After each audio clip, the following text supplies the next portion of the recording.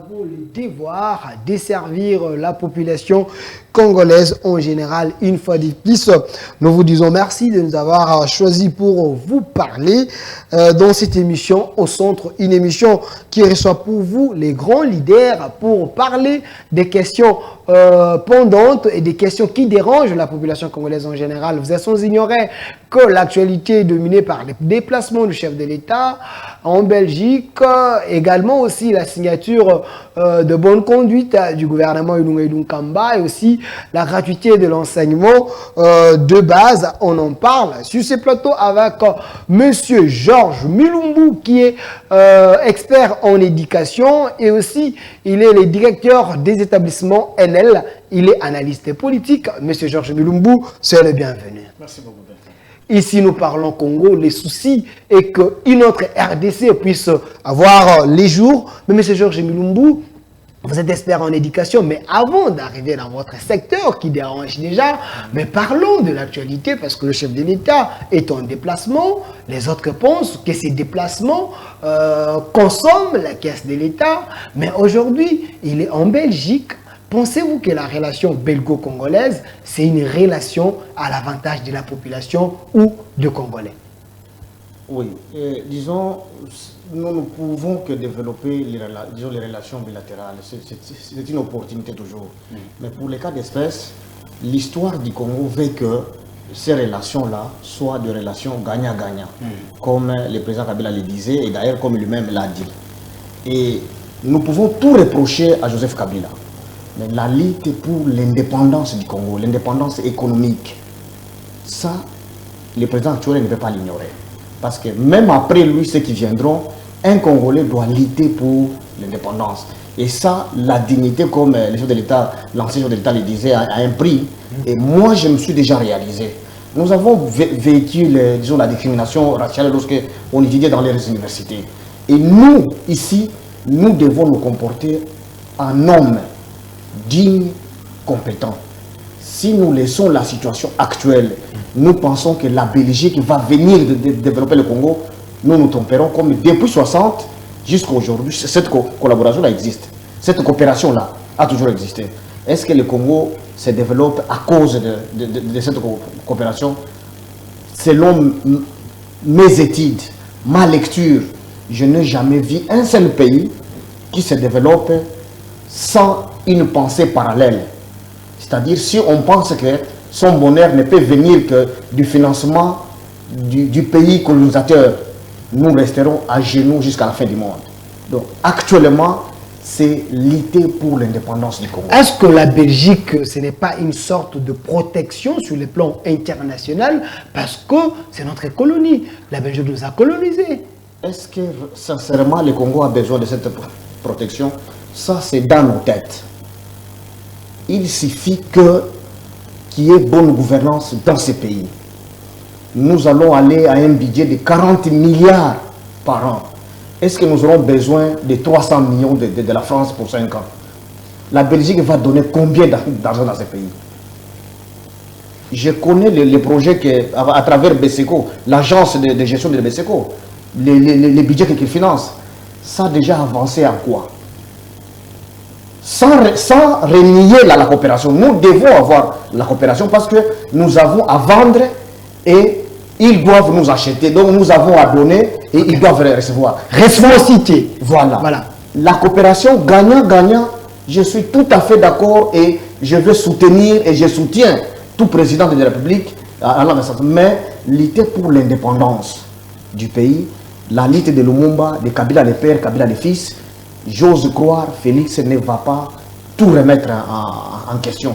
Et ça, même après lui, il y aura toujours un Congolais qui va toujours lutter pour l'indépendance du Congo. Est-ce que la Belgique, ce n'est pas un partenaire de taille pour la RDC? Je ne pense pas. À l'ère de l'économie des connaissances, aujourd'hui, la connaissance échappe au contrôle des nations. Donc même la Belgique ne contrôle plus rien en termes de connaissances. Il suffit que le Congo, avec le gouvernement actuel, qu'ils mettent en priorité l'éducation, comme la Chine avait fait de l'éducation la priorité pour avoir un main-d'œuvre qui crée la connaissance aujourd'hui. Nous n'aurons pas besoin de la Belgique. Le Congo, nous devons nous battre pour changer la pyramide. Vous voyez actuellement, c'est l'Europe Donc l'Occident qui crée la connaissance, l'Asie fabrique la connaissance et nous sommes consommateurs de la connaissance. Il suffit qu'on se batte. Vous voyez que dans cette pyramide-là, ce n'est pas seulement la Belgique. Hein.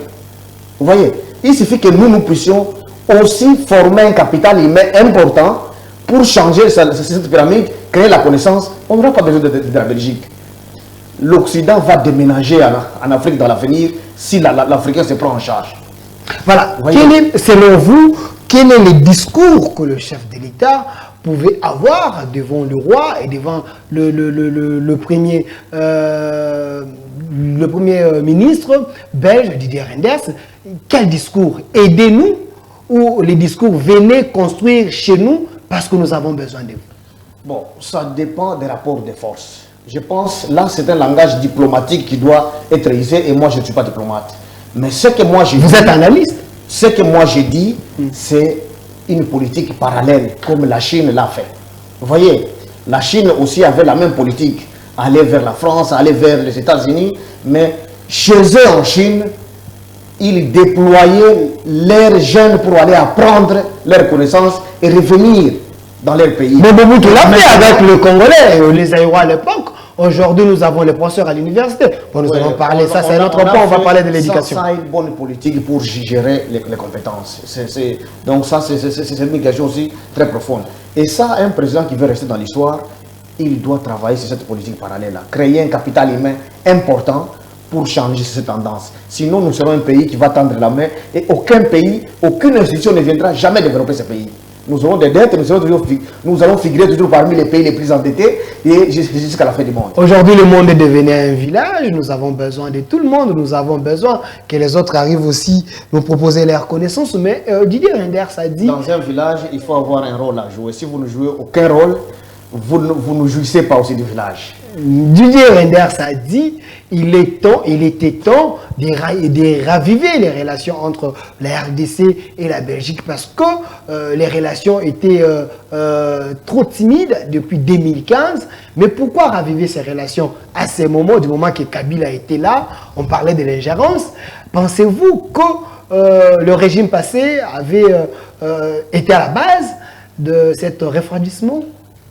Ce n'est pas un problème de Kabila. Kabila, c'est quelqu'un qui a milité, selon ma compréhension, qui a milité, les dernières années, il a milité pour l'indépendance du Congo. 18 ans, 16 ans, il n'a pas milité, les 2 ans restants. Je ne vais pas entrer dans les détails selon la perception de tout un chacun. Moi, ce que je retiens de cette visite-là du président Félix, je l'encourage à militer pour l'indépendance du Congo. Parce que la Belgique a plus à gagner au Congo que le Congo peut gagner en Belgique. Le Congo, c'est un champ qui peut vendre dans le monde entier. Mais la Belgique a l'occasion de vivre. L'Occident, si l'Afrique se développe, l'Occident déménage en Afrique. Ça, c'est ce que nous pouvons ignorer. Or, c'est ça la réalité. Et les relations actuelles, si nous, Africains, nous ne nous prenons pas en charge, nous ne prenons pas les choses au sérieux, nous resterons à genoux et nous donnerons l'impression d'être un pays pauvre, malgré les minerais que nous avons. Et ça, il faut que le leadership intériorise ça et développe des politiques qui va travailler pour renverser ces tendances. Voilà, Monsieur Georges. C'est à travers, comme nous sommes à l'ère de remise de connaissances, c'est à travers l'apprentissage de la vraie connaissance. Monsieur Georges Mulumbu, une question dérange déjà la classe politique congolaise. Est-ce qu'un ministre belge peut dire à notre chef de l'État, Félix-Antoine Tshilombo Tshisekedi, qu'il doit l'éprouver qu'il est réellement le président de la République démocratique du Congo? Pensez-vous que ce n'est pas un moyen de chosifier ou soit de dénigrer notre représentant, notre symbole, notre image? Président de la République doit prouver aux Belges qu'il est congolais du moment que nos institutions il a été rétabli ou soit investi par nos institutions ici. Donc, tout ce que j'ai dit avant vient d'être résumé à cette attitude-là. Un noir est vu autrement devant un petit blanc. Est-ce que le président Félix va demander au roi belge de prouver en quoi il est roi?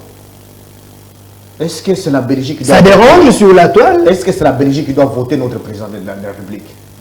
Vous voyez? C'est pourquoi, au-delà des relations bilatérales, parce que les Congo doit vendre, doit offrir ce qu'il a à offrir, nous devons développer des politiques parallèles pour créer la connaissance, pour que nous ne restions pas à genoux comme nous le sommes aujourd'hui. Nous pensons que la Belgique va venir sauver le Congo. La Belgique ne sauvera jamais le Congo, la Belgique va chercher sa survie. En appuyant des projets ici, c'est pour donner de l'emploi. Il y a des cas simples. Un projet financé par exemple, prenons AFDC. Si il finance à 5 millions d'euros, 3 millions d'euros vont être des frais de gestion qui vont financer les logements, les voyages et les paiements des consultants français. Et le reste là, on recrute quelques Congolais ici et l'argent disparaît. Ils ne viennent pas de développer le pays. Est-ce que nous manquons les 5 millions d'euros? On peut en manquer? Voilà pourquoi le président de la République doit militer pour la gouvernance. S'il y a la gouvernance, il y a une gestion rationnelle de nos ressources, il y aura une coopération où on se regarde tout droit dans les yeux, où personne ne peut demander à un président de la République de prouver en quoi il est président de la République, parce qu'il aura besoin de le prouver à nous Congolais qui l'avons voté. Sur le plan diplomatique, ce n'est pas une faiblesse de la part de la RDC? Cette faiblesse va rester dans la tête de celui qui pense que les choses doivent évoluer comme ça. C'est pourquoi l'indépendance pour laquelle Kabila a milité, il faut le préserver. Belgique, c'est un petit pays. Seulement, cette avancée dans la gouvernance, dans certains aspects, nous pensons qu'ils sont mieux que le Congo.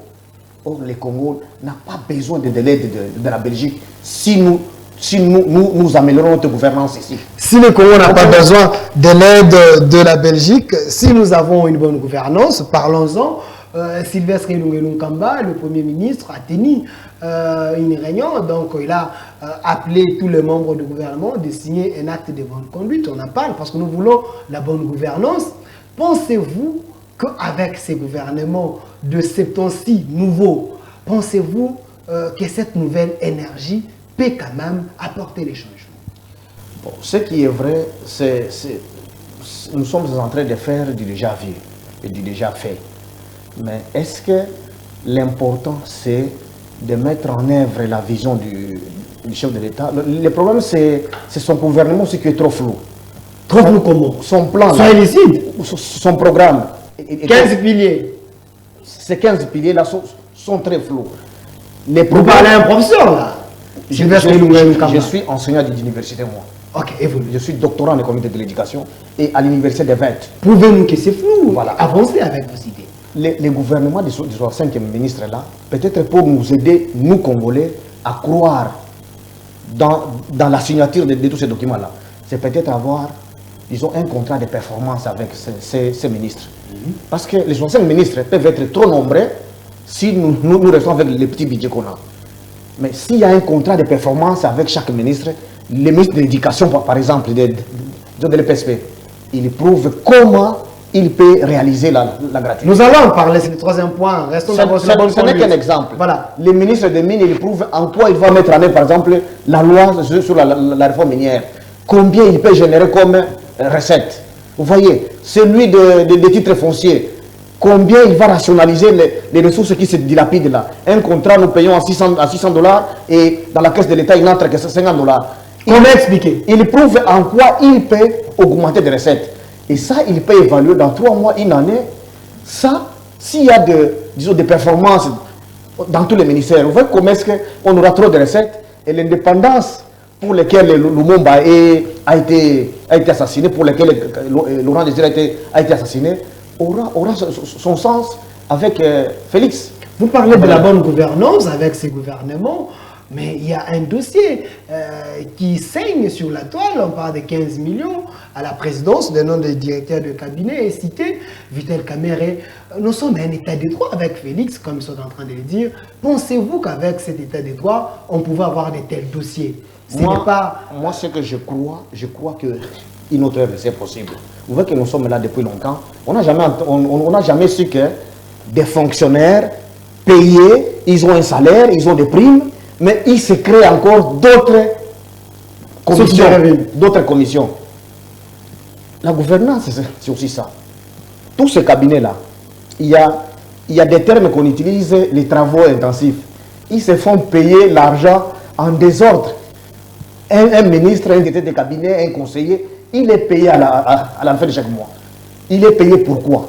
C'est pour des réunions, pour des travaux qu'ils doivent produire. Mais s'il y a une réunion qui se fait rapidement, il y a des listes qui vont au trésor public, on paye. Tout ça, ça fait partie de cet argent. Si on comptabilise dans tous les cabinets, ce sont des millions qui coulent. Des millions, je te dis, qui coulent. Moi, j'ai élaboré la stratégie de l'FSP. Nous avons travaillé à trois experts. Mais pour payer au trésor public, nous avons été payés à une centaine de personnes. Or, c'est un travail pour lequel nous étions payés comme consultants. Donc, on ne pouvait pas faire sortir des centaines de millions de dollars. Il y a beaucoup d'argent qui coule comme ça dans ce pays, mon cher. Il suffit seulement d'une bonne gouvernance, d'une rationalisation dans la gestion. La gratuité, on n'aurait pas besoin de tendre la main à la Banque mondiale. Nous allons en parler. Vous parlez de bonne gouvernance, donc il faut lutter aussi contre la corruption. On peut en parler. Quels sont les moyens? Parce que c'est le troisième pilier. Il y a des ministères où vous pouvez vérifier, il n'y a aucune corruption. Mais seulement, il y a une gestion non rationnelle des ressources. Si vous évaluez tous les cabinets passés, comme le président de la République, lui, il dit qu'il n'a pas le temps de voir les passés, mais que les passés nous aident pour apprendre à améliorer l'avenir. S'il faut prendre les budgets de tous les cabinets, c'est exécuté toujours à plus de 100%. Pourquoi? Trop d'émissions, trop de travaux intensifs, trop. Mais les lignes d'investissement, on ne décaisse rien. Mais pour des travaux comme ça, des missions sans avenir, là, comment ces gens travaillent pour les biens du pays quand même, ces gens doivent tu peux t'imaginer que, je prends un exemple simple, organiser les examens d'État. Pour envoyer les clés de la valise à Kingo, on envoie 3 à 4 personnes pour aller passer 10 jours de mission. Et vous savez combien sont les frais de mission ici au Congo? Nous figurons parmi les pays où les taux de perdième est trop élevé. Parfois pour rien. Donc pour remettre la clé, il faut 10 jours de mission. On paye des billets de vol. Or, prendre $100 donné à DHL. La clé va arriver avant 2 jours, non? Mais on envoie 4 personnes pour 10 jours. Vous voyez comment est-ce que cet argent-là n'est pas détourné. Mais seulement, quelle est la valeur de cet argent? On utilise ça mal. Voilà pourquoi je dis, le Congo, ce n'est pas seulement la corruption. La corruption peut être faible à un certain groupe de gens. Mais cette gestion non irrationnelle des ressources, vous voyez, l'exécution non rationnelle des ressources, l'argent n'a pas de valeur pour laquelle il est dépensé. Est-ce que tu comprends ce que je dis? Et ça, on dépense des millions. Voilà même les 15 millions de dollars. On n'en parlerait même pas. Si on évalue des dépenses comme ça, ce sont encore des millions qui coulent. Nous avons les institutions qui consomment presque la moitié de notre budget. Oui. Mais est-ce que ce n'est pas un défi difficile, impossible à Félix-Antoine Tshilombo Tshisekedi parce qu'il a trouvé un système, M. Georges Mulumba? Du fait qu'il est nouveau, c'est une grande opportunité. Parce que tout le monde se demande qu'est-ce qu'il va faire. Vous voyez? Et s'il rentre dans ce qu'ils font toujours, tu vois comment est-ce qu'ils vont les juger comme quelqu'un qui n'amène pas le changement. Donc tout le monde attend le changement. Vous voyez même la mesure de la gratuité. Les confessions religieuses, ce sont les confessions religieuses qui ont bloqué Kabila pour ne pas mettre... Parlons-en, parce que... Laisse-moi finaliser cette idée-là. Voilà, ok. Vous voyez que lorsque le président Félix a lancé la mesure de la gratuité, même les confessions religieuses respectent. Mais ils souffrent en silence. Vous voyez comment est-ce... Donc même cet argent-là qui coule dans les cabinets, dans des missions inutiles, dans l'administration, les gens sont en train d'observer. S'il n'amène aucun changement, peut-être lui-même ne peut pas comprendre ces choses, mais ses collaborateurs font quoi? C'est là qu'ils vont imprimer la nouvelle vision. Lorsque nous parlons de l'impression de sa nouvelle vision, c'est aussi ça, comprendre ces choses et amener les gens au changement. Comprendre ces choses et amener les gens au changement. Nous allons parler de notre troisième point qui est la gratuité de l'enseignement, mais une question de curiosité. Est-ce que nous sommes dans la continuité ou dans la rupture? Parce que nous avons assisté à un spectacle désolant. Gentini Ngobila a signé les arrêtés. Godin Poïse s'est levé pour dire que ce n'est pas constitutionnel. Tout ça, ce n'est pas un désordre organisé dans notre pays. Bon, ce qui est vrai, nous sommes dans un apprentissage, tous ce sont des nouveaux. C'est pourquoi la rupture a été toujours mauvaise. Hein. Imaginez si Kabila sortait brutalement. Lorsque Mobutu est parti brutalement, vous voyez qu'il y avait toujours un temps d'apprentissage. Ici, nous avons l'opportunité d'une transition pacifique. Mais il faut que cette transition pacifique rencontre aussi des gens qui comprennent aussi les choses. Et nous sommes dans un système où notre conscience collective est encore trop faible. C'est pourquoi nous voulons satisfaire rapidement nos acolytes, nos fanatiques, nos militants. Et dans un pays où le taux de chômage est trop élevé, qu'est-ce que vous voulez? Qu'est-ce que vous voulez, mon frère? Donc, il y a certaines choses qu'on va classer ça dans cet apprentissage. Lorsqu'il réagit de manière anticonstitutionnelle, on cherche des mécanismes pour justifier ça. Et celui qui comprend que c'est anticonstitutionnel, et tout ça, c'est pourquoi je dis toujours une autre RDC possible.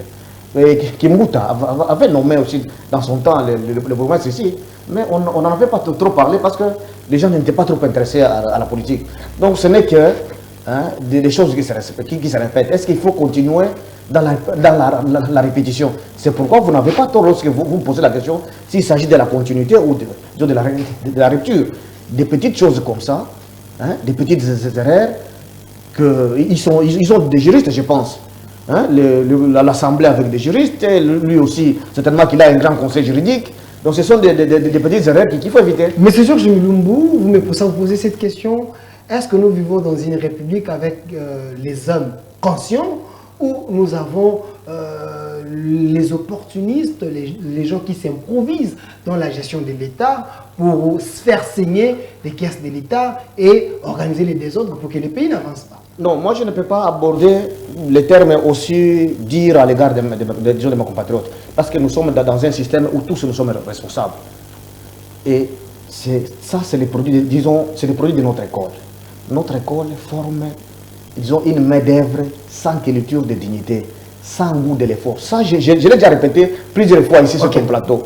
Notre école forme une main-d'œuvre sans goût de l'effort. Par conséquent, les marchés d'emploi ne peuvent avoir que des gens volatiles comme ça. Et je l'ai toujours dit que si Kabila avait manqué 15 meilleurs collaborateurs, ce n'est pas parce qu'ils n'avaient pas recruté, c'est parce qu'il a eu en face de lui un capital humain faible, sans goût de l'effort. On termine l'école primaire, les parents n'acceptent plus que son enfant échoue. Vous voyez comment est-ce que nous sommes complices de ce système-là? Il a échoué, on le change d'école. Et cet enfant-là connaît qu'il passe comme ça, donc il est en train d'échapper. Il va au secondaire, il va dans une école à 100%. Donc il bombe pour la République. Voilà, et voilà les fruits de cette école. Si quelqu'un est gouverneur, il est ministre, il est PDG, il ne comprend rien, il n'a aucune graine de patriotisme, aucune graine de dignité en lui, aucune culture de dignité. Qu'est-ce que vous voulez attendre de celui-là? Est-ce que c'est la faute du président de la République ou c'est la faute à qui? À notre système que nous-mêmes nous sommes en train d'entretenir jusqu'à la date d'aujourd'hui. Là, vous voulez dire que le président de la République a hérité un pays avec un fossé, un faux capital humain, dans une vide sur le plan du capital humain. Conscient, qui a la culture des valeurs, qui a la culture de dignité. Parlons de la gratuité de l'enseignement, parce que le chef de l'État, peut-être, il avait compris cela. Il a dit que avec ce mandat, il va faire appliquer l'article 43 de la Constitution qui parle de la gratuité de l'enseignement des bases, donc le primaire. On a fait des réformes, l'école primaire jusqu'en 7e, 8e. Mais comment voyez-vous cette gratuité? Est-ce qu'une réussite ou un échec? Bon, jugez déjà qu'il s'agit d'une réussite. Je dis non. Un échec, je dis non plus non. Comment vous êtes? Donc, nous sommes dans un processus. Vous voyez, tout le monde attend les changements. Okay. Le président de la République a pris des Je rappelle que vous êtes expert en éducation. Oui. Voilà, évoluez. Le chef de l'État a pris des engagements. Les engagements ici, c'est-à-dire, c'est disponibiliser les moyens. Vous voyez, nous avons en face plusieurs enseignants non payés. Pour rappel, est-ce que vous savez qu'il y a une mesure de gratuité qui a été prise sur ma tête dans ce pays? Cette mesure-là a fonctionné. Les gens disent que ça n'a pas fonctionné. Ça a fonctionné. Tout directeur d'une école publique de l'État, une école non conventionnée, il connaît qu'il ne percevait aucun frais jusqu'en 5e année. seulement dans les écoles où il y avait beaucoup d'enseignants non payés, c'est là qu'ils percevaient. Et la résistance était venue d'où? Nous sommes dans un pays qui a 40% des écoles catholiques, 30% des écoles d'autres confessions religieuses, 30% aussi les écoles publiques de l'État. Et ces confessions religieuses-là, ce sont ces confessions religieuses qui ont résisté à la gratuité. Pourquoi ça? Prenons le cas de Bokoli. L'enseignant touche les salaires de l'État, les 150 000 francs. Mais les motivations, les frais des parents là, amènent cet enseignant à toucher 300 à 400 dollars par mois. Et nous connaissons la qualité de ces écoles-là. Tout celui qui a un peu de moyens, il envoie ses enfants dans cette école-là. Et imaginez, le chef de l'État dit, plus question de payer quoi que ce soit. Cette confession religieuse-là respecte. Même moi, je respecte les décisions de l'État. Mais seulement, je ne fait qu'appliquer la Constitution. Je me dis, aussi, faut-il être équitable? Comment? Parce que l'équité, c'est aussi la bonne gouvernance que prêchent les chefs de l'État. Est-ce qu'on va demander au chef de l'État de ne toucher que sur son salaire et de ne plus prendre aucun autre avantage lié à sa fonction? Tout le monde dira non. Un député aussi qu'on les avantages qui s'ensuivent avec la mesure. Qui ne touche seulement que l'avantage. Le problème, c'est que dans les villages, la gratuité fonctionne normalement et il n'y a pas de souci pour ça. Le problème, c'est seulement envoyer les frais de fonctionnement. Maintenant, même les frais de fonctionnement, il faut réajuster ça de manière sérieuse parce que tous les bureaux gestionnaires ne recevaient aucun franc de fonctionnement du niveau de Kinshasa. Ceux qui recevaient les 45 000 à 90 000, ça ne faisait pas grand-chose. Avec des effectifs pléthoriques dans les bureaux gestionnaires. Ces gens-là ne peuvent pas fonctionner seulement avec les frais de fonctionnement qui proviennent de l'État. Et ça fait que les confessions religieuses auront du mal à maintenir la qualité que tous nous souhaitons de ce pays. Or, le Congo, disons, son avenir dépend de ces gens-là qui viennent de cette école-là. Si nous sortons une génération d'enfants qui ne savent pas lire, qui ne savent pas écrire, parce qu'il faut la gratuité, ça, moi, je vais dire les choses sans complaisance. Okay. Au lieu qu'on puisse toujours présenter les tableaux très sombres, la mesure de la gratuité risque de créer des tensions sociales dans les mois à venir. Vous verrez que les confessions religieuses risqueront de résister à cette mesure-là. Parce que cet enseignant-là qui touchait 400 dollars, et on lui dit, toi tu dois toucher seulement 150. C'est très bien. C'est-à-dire que vous demandez à 40%, donc c'est comme Cash, la coalition Cash FCC, Cash qui dit, non, vous FCC, vous ne mettez aucun ministre. Est-ce que ça va marcher? Il faut toujours des dialogues, non? Il faut le dialogue. C'est ça que devant la loi, le président, non, malgré la loi, devant la loi, il y a aussi personne n'est au-dessus de la loi, moins encore de la Constitution, car l'article, Monsieur Georges Milumbu, je vous relance, car l'article 43 de la Constitution a été promulgué et voté par tous les peuples, donc l'article devait entrer en vigueur. Même ces écoles-là catholiques doivent respecter quand même cet article. S'ils ne respectent pas, donc ils sont en train de violer d'abord, premièrement, la Constitution. Donc il faut accompagner la vision du chef de l'État. En d'autres termes, c'est comme vous êtes un commerçant, vous n'avez pas de maison où mettre vos marchandises. Vous louez chez un privé. Le privé vous dit, vous devez me payer autant. Vous signez une convention. L'État a une convention avec les églises. Okay. Et cette convention-là doit avoir des conséquences. À partir du moment qu'il y a une convention, ça fait force de loi. Vous savez que le ministère ne peut pas se réveiller comme ça et chasser l'enseignant d'une école catholique. Est-ce que vous savez ça? Comment ça? La convention est là, existe. Alors, pour prendre la mesure de la gratuité, on devait parler, dialoguer avec les confessions religieuses. Parce que les confessions religieuses ont 70% d'écoles dans ce pays. Et l'État n'en a que 30 propres à l'État. Est-ce que ces 30 vont absorber tous les enfants? Donc, c'est impossible. Et pour ça, il faut un dialogue franc et clair. C'est pourquoi la mesure de gratuité, elle est bienvenue, mais elle devait être réfléchie. Donc, comme nous le proposions tout ce temps-là. Selon vous, c'est une mesure précipitée? C'est une mesure, bien entendu, précipité parce que jusque-là, on ne parle pas encore de la qualité de l'éducation. On ne parle pas de la construction. Moi, je viens de Kananga, dans les fins fonds. Il y a 200 enfants dans une salle de classe. Vous trouvez l'enseignant, il est non payé, moins encore identifié. C'est-à-dire que cet enseignant-là va traîner pour être payé. Vous pensez qu'il va faire quoi? Il viendra seulement observer les enfants pour qu'ils ne se battent pas entre eux. Il ne va pas enseigner. Et à la fin de l'année, ces enfants-là vont monter de classe. Vous voyez, il fallait une mesure. Parce que jusque-là, la construction, rien ne s'est dit. Tout celui qui nous suit, il sait que la construction, rien n'est dit. Mais nous avons des classes pléthoriques. Mais nous avons au moins 5000 écoles construites par Matata Pongo, parce que le projet 1000 écoles par année, Kabila fait 5 ans. Donc vous êtes expert en éducation, vous devez quand même savoir où se trouvent ces écoles quand même. Ces écoles-là, moi je sais que les écoles ont été construites. Moi j'ai travaillé à la Vision mondiale. Okay. Et nous avons réussi, nous avons gagné un marché de plus de 100 écoles. Nous les avons livrées toutes. Malgré que les autres façons de marché étaient bidons, où les écoles ne sont pas livrées, vous allez à Colosie, les écoles manquent de bancs jusqu'à la date d'aujourd'hui. Le problème c'est quoi? Les besoins en éducation est trop grand ici au Congo. Ce que j'ai peur pour les gens de l'État, malgré sa bonne volonté, nous avons un pays qui a beaucoup de fonctionnaires d'État. Il ne peut pas améliorer la situation des enseignants en oubliant la police, en oubliant l'armée, en oubliant les autres fonctionnaires. C'est ce que je crains pour ne pas réaliser ces engagements. Mais là, pour les policiers, 400 $. Bien la volonté. Il a la volonté, il faut que les moyens suivent. Pour que les moyens suivent, il faut qu'il ait des ministres qui ont un contrat de performance pour produire la richesse, au lieu des ministres qui ne sont là que pour faire, donc pour recevoir des gens, beaucoup d'audience et téléviser ça. Donc, les problèmes, comme je l'ai dit, nous avons 60 000 écoles dans ce pays. Seulement un quart est en dur. Donc même si Matata a ajouté 5 000, vous pensez qu'il a bougé vraiment les lignes? Si vous avez un village, vous voyez 20 km dans votre village, combien d'écoles sont construites en patriote là-bas?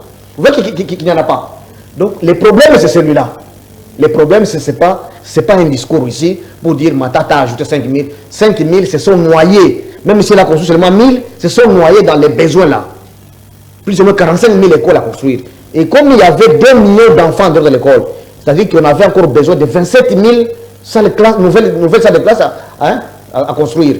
Et ça, on ne peut pas les faire comme ça.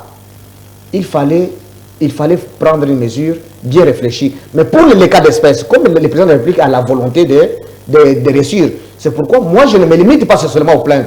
J'ai fait des propositions. Voilà. Bon, en termes de propositions. Avant de faire des propositions, je vous relance par une question. Je rappelle, sur ce plateau, je suis avec M. Georges Mulumbu. Il est expert en éducation et l'éducateur des établissements NL. Avec lui, nous analysons l'actualité. L'actualité de l'enseignement en fait partie. Mais il y a le nouveau ministre de l'éducation, donc Willy Bakunga, le chef de l'État. Il avait promis cette gratuité des premières en 8e.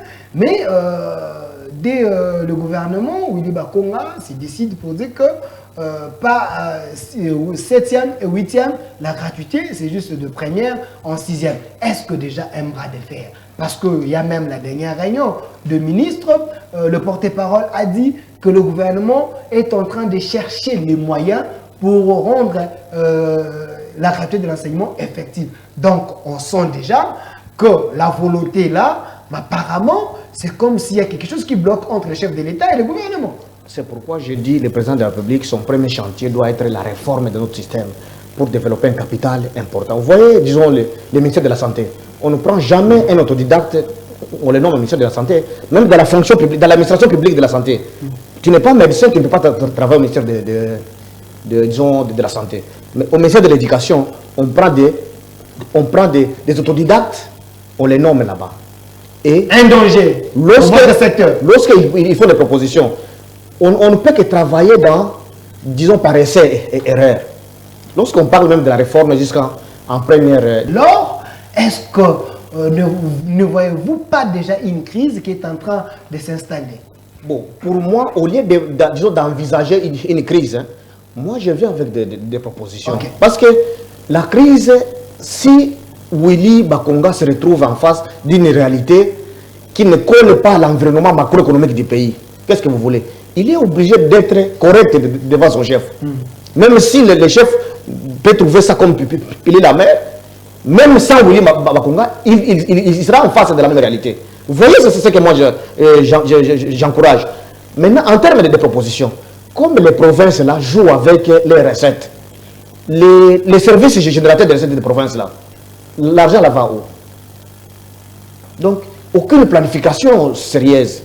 Ces provinces-là, il suffit que les gens de l'État donnent des orientations claires à ces gouverneurs-là, ils vont trouver des budgets pour appuyer le fonctionnement des écoles, payer les nouveaux enseignants, parce que la Constitution donne le pouvoir aux gouverneurs de créer les écoles et d'engager les enseignants. Oh non, la fonction publique n'est pas encore décentralisée, mais la loi est là, ils sont gouverneurs parce qu'il y a décentralisation. Donc, ils peuvent prendre en charge de nouveaux enseignants et donner le fait que nous avons des provinces considérées par l'opposition comme les mornais, sans budget. Sans... Même mornais, même dans les foyers, tous les foyers, disons, ne s'équivalent pas. Les foyers du président de la République ne peut pas être comparé avec les foyers d'un enseignant. Chacun vit selon son rythme. Même la province qui est supposée ne pas avoir beaucoup de ressources, elle peut gérer sa main-d'œuvre selon ses réalités. Donc, donner la motivation ou les frais de 10 000 à l'école qui est au village, ils trouveront ça beaucoup que penser que c'est CP ici, à Kinshasa. Vous comprenez?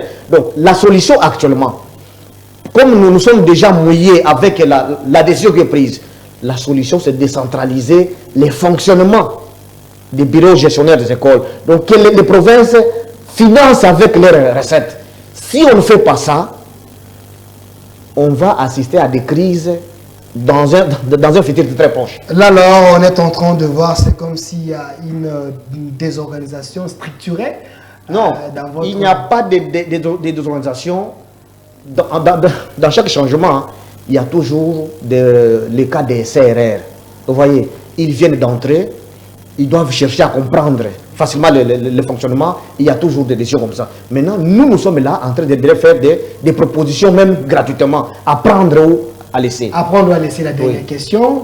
Les conséquences sur la qualité alors de l'éducation. Est-ce que nous avons les enseignants qualifiés pour reprendre ces fardeaux? Parce que même les parents qui n'avaient pas la volonté d'envoyer son enfant à l'école, il va envoyer l'enfant à l'école, le surpeuplement peut-être des élèves. Est-ce que nous avons les enseignants formés face à cette évidence? C'est ce que je dis lorsque, par exemple, nous parlons de la malnutrition. Est-ce qu'il faut préparer un gros foufou comme ça, sans condiment, parce que les enfants doivent, disons, remplir les ventres? Il vaut mieux préparer peu, mais qui contient toutes les vertus, comme ça maintient les enfants en bonne santé. Donc, le capital humain des Congolais est mis en danger avec une mesure comme ça. Vous voyez, je vous ai dit, je trouve des écoles avec 200 élèves, l'enseignant non payé. Vous pensez, il va faire quoi? Et 5 ans après, nous aurons quel type d'élèves? Merci. Ce sont ces enfants-là qui ne savent pas lire ni écrire. Au secondaire, à l'université, et finalement, ils trouvent la chance d'être amis ou, je ne sais pas moi, ils tombent conseil principal de l'État. Merci. C'est les pays qui ont... Merci, M. Georges Miloum. Je vous donne 30 secondes. Regardez cette caméra. Adressez-vous aux décideurs, parce que vous êtes expert en éducation. Les soucis, c'est de trouver les solutions dans votre secteur, parce que ça dérange plus d'un. Regardez la caméra. Oui, ce qui est évident, nous devons remercier les chefs de l'État pour la décision et l'encourager. Mais ces engagements-là, en face de l'environnement macroéconomique et disons de la dynamique du pays, il faut des solutions très pratiques et réalistes. Les bailleurs n'ont jamais fait fonctionner une mesure de gratuité dans aucun pays au monde. La réalité, c'est demander aux provinces de vous appuyer en termes de fonctionnement des écoles et des bureaux gestionnaires et mobiliser les communautés pour ajouter les nouvelles salles de classe. Parce que c'est impossible de construire 4000 écoles dans une année, dans 2 ans. Merci. Donc, la mobilisation de la communauté, comme nous mobilisons les communautés pour construire nos églises, que le président de la République, avec son gouvernement, sensibilise les communautés à ajouter les salles de classe, et parce que c'est l'avenir du Congo qui soit hypothéqué ou sauvé. Merci, Monsieur Georges Milumbu. Je rappelle qu'il est expert en éducation et aussi il est le directeur des établissements NL. Merci d'avoir répondu à c'est moi qui vous remercie pour l'opportunité de m'adresser aux téléspectateurs. Merci aussi à vous, fidèles téléspectateurs. Un grand merci à notre AG, Papa Likondi Jacques c'est pour la confiance, et à notre directeur de programme, Bralé Dikens, Arsène Kavassa, la production DT12, la main ingénieuse, Papa Fikam, le directeur commercial et toutes les autorités de la RTVH. Merci à vous à la réalisation. Simon, merci. Restez fidèles à notre programme. Au revoir.